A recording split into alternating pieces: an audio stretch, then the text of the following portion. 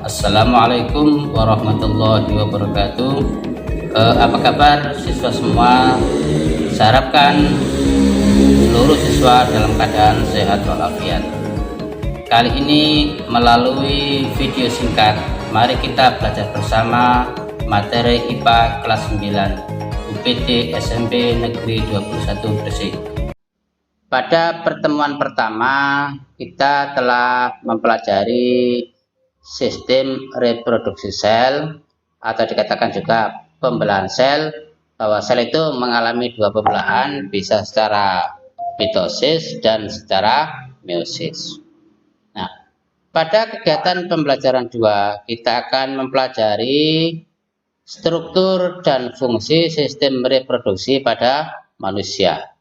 Yang pertama ini adalah struktur organ reproduksi pada laki-laki. Di gambar ini anak-anak nanti bisa menebak bagian-bagian dari gambar. Jadi anak-anak nanti harus tahu ini bagian apa. Oke, kita mulai yang pertama. Nah, ini adalah saluran namanya vas deferens. Saluran vas deferens. Gambar yang kedua ini uretra. Yang ketiga penis, nih. Yang keempat skrotum, yang kelima testis, keenam epididymis, ketujuh kelenjar Koper, 8 kelenjar prostat, yang terakhir adalah vaskula seminalis. Ini nanti kita akan jelaskan satu persatu. Tetap siapkan alat tulisnya untuk dicatat dan diresum. Nah, kita mulai yang pertama. Nah, ini yang pertama vas deferens. Ini vas deferens. Vas deferens itu merupakan saluran panjang yang mengarah ke atas dan merupakan lanjutan dari epididymis. Apa fungsinya? Ini berfungsi untuk menghubungkan epididymis dan uretra. Jadi vas deferens ini menghubungkan epididymis nih dan uretra. Nah, ini uretranya. Ini vas deferens. Berikutnya uretra sendiri. Uretra itu merupakan saluran yang terdapat dalam penis. Nih, uretra merupakan akhir dari saluran reproduksi. Apa fungsinya? Uretra itu berfungsi sebagai saluran keluarnya sperma dan urin. Jadi sperma dan urin itu dikeluarkan melalui saluran namanya uretra. Berikut penis. Nah, ini penis itu merupakan organ reproduksi yang bagian luar. Ini fungsinya sebagai saluran kencing atau namanya urin dan saluran sperma. Ini yang nanti digunakan sebagai alat kopulasi. Berikut skrotum.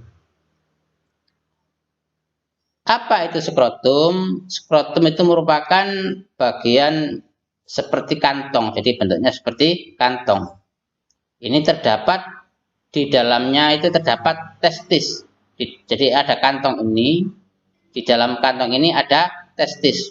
Apa fungsi skrotum?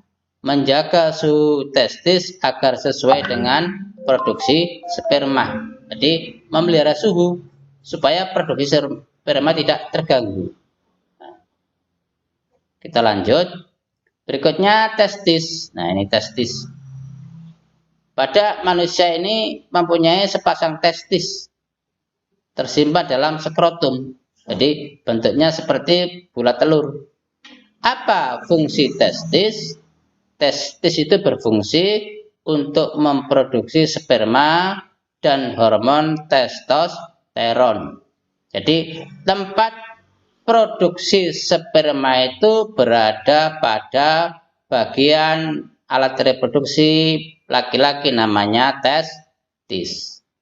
Berikutnya epididymis.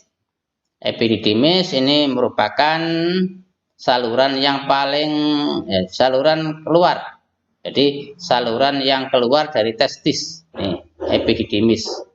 Saluran yang keluar dari testis ini, ada saluran. Ini berbentuk seperti tanda koma, ini seperti tanda koma. Ukurannya sekitar 4 cm. Apa fungsi epididymis? Epididymis ini berfungsi sebagai tempat penyimpanan sperma. Jadi berfungsi sebagai tempat penyimpanan sperma. Nah, berikutnya kelenjar Cooper. Ini kelenjar Cooper. Kita lihat gambarnya. Nah, kelenjar Cooper ini. Kelenjar Cooper ini bagian yang berbentuk seperti kacang yang terletak di bawah kelenjar prostat. Apa fungsinya? Kelenjar Cooper ini berfungsi menghasilkan lendir dan cairan basah. Ini fungsi kelenjar Cooper. Nah, berikutnya kelenjar prostat. Kelenjar prostat, ini kelenjar prostat sini. Ini bagian yang berbentuk seperti kue donat. Nah, bentuknya seperti kue donat yang terletak di bawah kantong kemih. Apa fungsinya? Ini berfungsi menghasilkan cairan. Menghasilkan cairan. Nah, yang terakhir kelenjar vasculus minalis. Bagian yang berbentuk seperti kantung kecil berukuran 5 cm yang terletak di belakang kantong kemih. Berfungsi menghasilkan zat-zat yang diperlukan untuk perkembangan sperma. Nah, inilah alat reproduksi pada manusia dan fungsinya.